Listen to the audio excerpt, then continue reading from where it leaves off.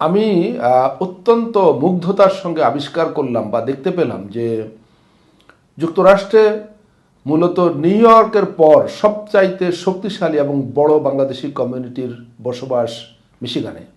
কিন্তু দুর্ভাগ্যজনকভাবে আমি সরকারে কাজ করতে এসে দেখেছি যে আমাদের নীতি নির্ধারকদের অনেকেই এই তথ্যটা জানেন না যে মিশিগানে কত স্ট্রঙ্গার একটা বাংলাদেশি কমিউনিটি আছে এবং তারা আমাদের রেমিটেন্স থেকে শুরু করে সকল ক্ষেত্রে অত্যন্ত গুরুত্বপূর্ণ অবদান রেখে চলেছেন।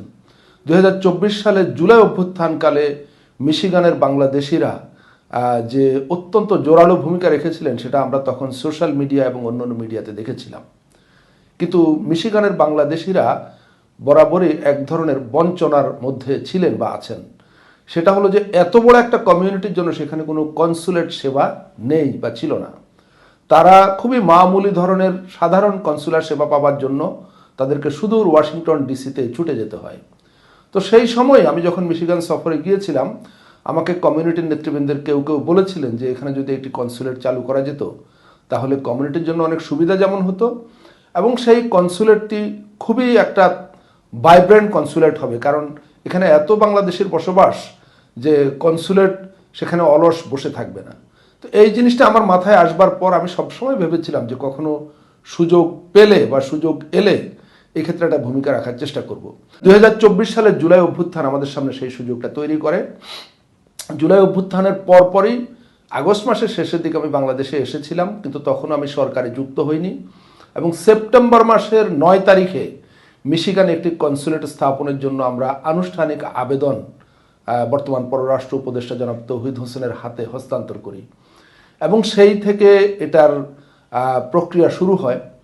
এরপর গত প্রায় 1.5 বছর ধরে এটা লম্বা আনুষ্ঠানিকতা, অনেকের হয়তো ধারণা নেই বা থাকার কথাও না যে একটা কনসুলেট চালু করবার জন্য কত ধরনের অফিসিয়াল বা দাপ্তরিক আনুষ্ঠানিকতা সম্পন্ন করতে হয়।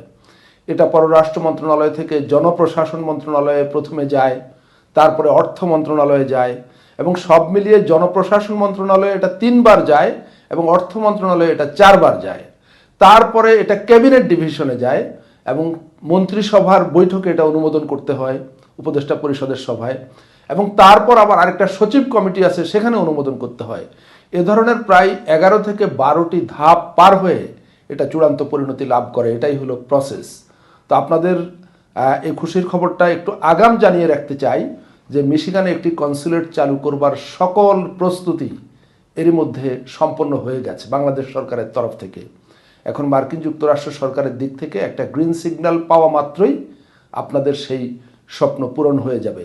এ প্রসঙ্গে আপনাদেরকে ছোট্ট একটা তথ্য জানিয়ে রাখি যে এই যে আমি গত 1.5 বছর ধরে সরকারি কাজের নানা ব্যস্ততার মধ্যেও নিয়মিতভাবে সরকারের যখন যে দফতরে প্রয়োজন হয়েছে, পররাষ্ট্র মন্ত্রণালয়, জনপ্রশাসন মন্ত্রণালয়, অর্থ মন্ত্রণালয়, ক্যাবিনেট ডিভিশন এবং আমাদের প্রধান উপদেষ্টার কার্যালয়, এই জায়গাগুলোতে নিয়মিতভাবে আমি এটার জন্য কাজ করেছি, প্রচেষ্টা অব্যাহত রেখেছিলাম এবং এটার পেছনে আমাকে যিনি সবচাইতে বেশি পুশ করেছেন, আমাকে সারাক্ষণ যিনি এই কাজে মনোযোগ দিতে বাধ্য রেখেছিলেন, তার নাম হলো আপনাদেরই খুবই প্রিয়ভাজন একজন মানুষ, যিনি একসময় এই মিশিগানের হ্যামট্রামিক সিটির কাউন্সিলম্যান ছিলেন, জনাব কাজী মকসুদ মিয়া বা কাজী মিয়া।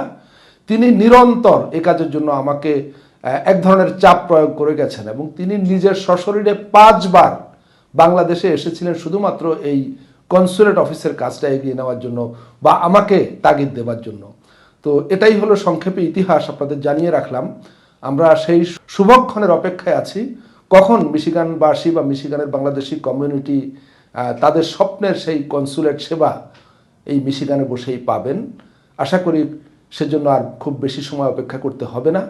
আপনাদের আগাম অভিনন্দন জানিয়ে রাখি। সবাই ভালো থাকুন, অনেক ধন্যবাদ।